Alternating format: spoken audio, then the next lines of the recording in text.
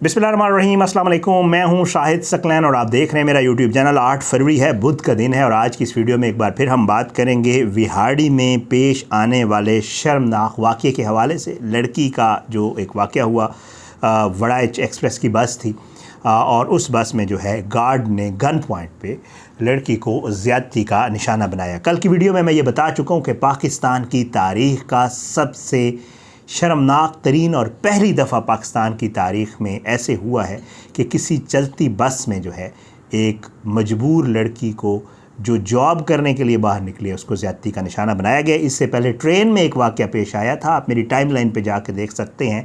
Same Multan से कराची जाते हुए एक खातून के साथ ट्रेन में 2 गार्ड्स ने ज़्यादती की थी। आज इसमें कुछ और चीज़ें सामने आई हैं। एक तो ये थोड़ा सा जो गिरफ़्तार गार्ड है, जो मुल्ज़िम है, वो जो पुलिस को बयान दे रहा है वो इस मामले को मोड़ने की कोशिश कर रहा है और वो कुछ और बातें कर रहा है जो कि बहुत ही शर्मनाक हैं। साथ साथ ड्राइवर के मुलव्वस होने का भी जो पुलिस तफ्तीश कर रही है, मेरी अब से थोड़ी देर पहले बात हुई है वहाँ पुलिस से भी, तो चीज़ें कुछ और जो है वो सामने आ रही हैं।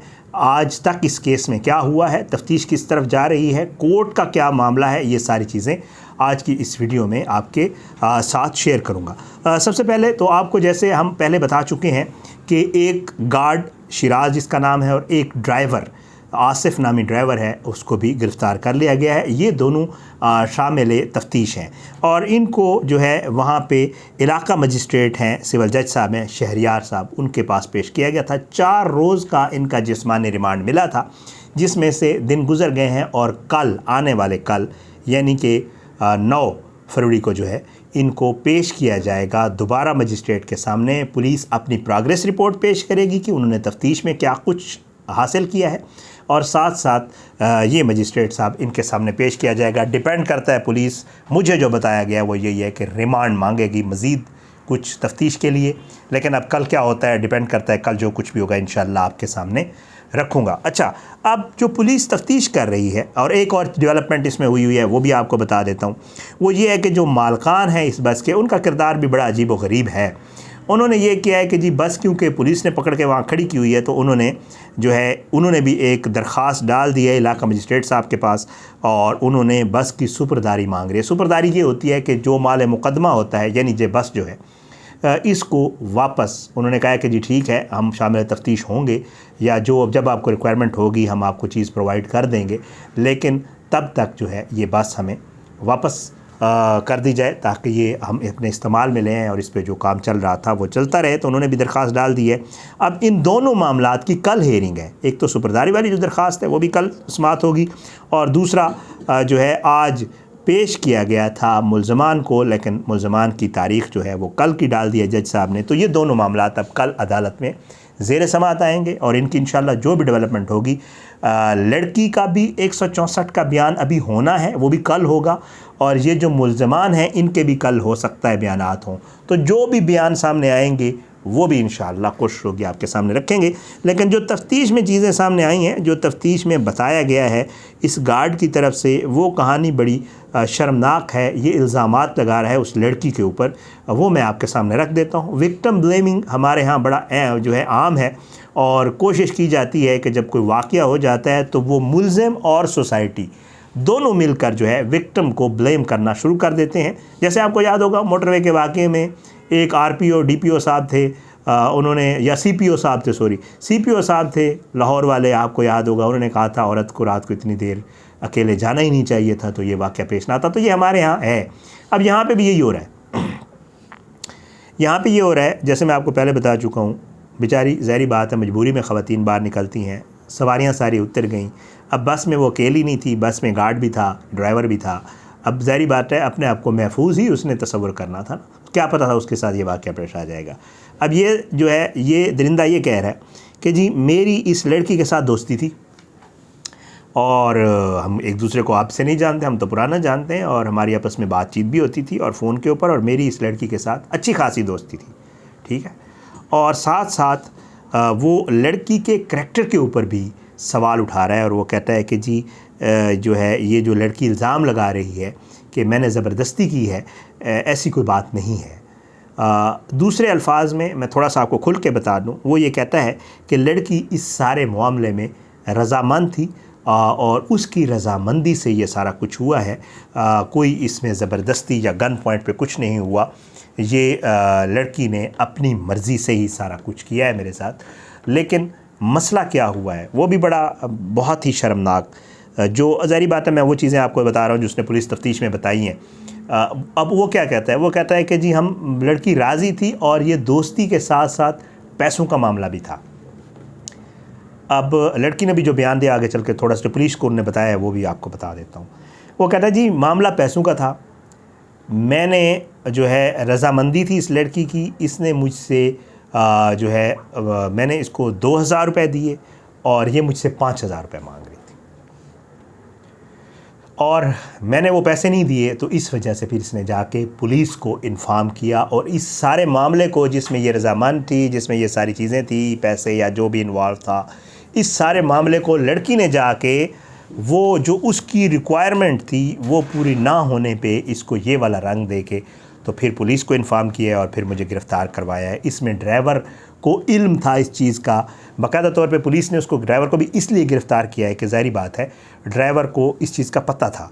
ये नहीं हो सकता, बात इतनी बड़ी भी नहीं होती कि आगे ड्राइवर गाड़ी चला रहा और उसको ये ना पता हो कि पीछे, क्योंकि उसके पास शीशे लगे होते हैं, सब कुछ होता है और नज़र भी आ रहा होता है और उसको ज़ाहिर बात है गार्ड की नीयत का भी इल्म था और उसको ये भी पता था कि अगर कोई लड़की पीछे चीख रही है तो फिर ड्राइवर के कानों तक आवाज़ ज़रूर आती है, ये नहीं होता।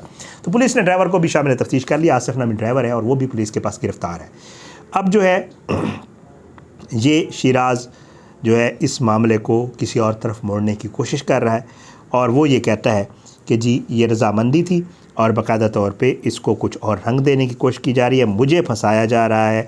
और इसमें मैं आपको जो बता रहा था, लड़की ने भी जो पुलिस को बयान दिया था उसके मुताबिक ये सारा जब अफसोसनाक वाक़या हुआ उसके बाद इसने मुझे 2000 रुपये दिए जो मैं वहाँ फेंक कर आ गई थी। ये पुलिस ने मुझे आज जो मेरी बात हुई है पुलिस वालों के साथ कि लड़की ने भी ये बताया कि जी इसने मुझे 2000 रुपये दिए उसके बाद और मैं वहीं फेंक कर आ गई थी।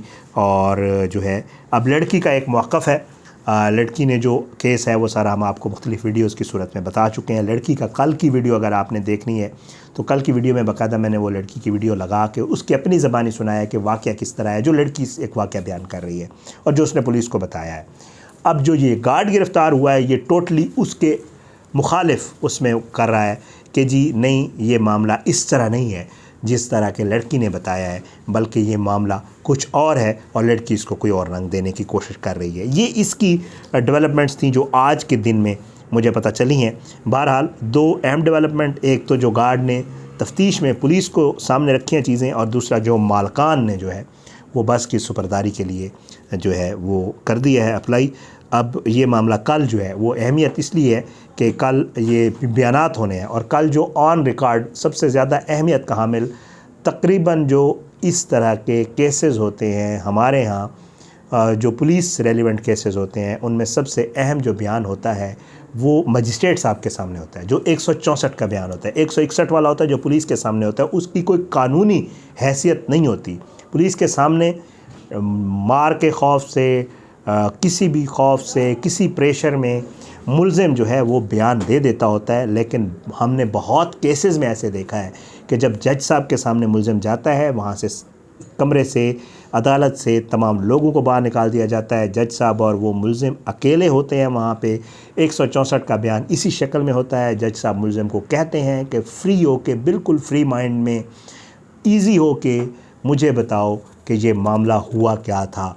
मुल्ज़िम जज साहब को ख़ुद अपनी ज़बान से सारा कुछ वो लिखवाता है, जज साहब वो बाकायदा टाइप करवाते हैं और ये 164 का बयान होता है जिसकी लीगल अहमियत जो है कानूनी तौर पे जो है वो 164 के बयान की ही होती है और ये बग़ैर किसी उसके प्रेशर के, पुलिस की गैर मौजूदगी में जज साहब के सामने बयान होता है। अब ये कल बयानात होंगे। 161 का तो आपको मैं बता चुका हूँ जो बयानात हुए हैं, लड़की ने भी दिया है, इसने भी दिया है, लेकिन 164 का बयान अहमियत कहाँ में होगा। कल हो सकता है शिराज वहाँ जाके और ये गाड़ी मुकर जाएँ, कुछ और बयान दे दें, डिपेंड करता है। कल जो भी आएगा वो ऑन रिकॉर्ड होता है, बाकायदा स्टैम्प्ड होता है, बाकायदा सर्टिफाइड होता है और वो अदालत के रिकॉर्ड पर वही बयान तस्लीम किया जाता होता है जो 164 का होता है। तो अब कल देखते हैं कल इसके हवाले से ये क्या बयान देता है और लड़की जो है अपना बयान क्या देती है कल जज साहब के सामने। अगर ये बयानात कल हुए तो इंशाअल्लाह कल जो है ये बयानात भी आपके सामने रखेंगे।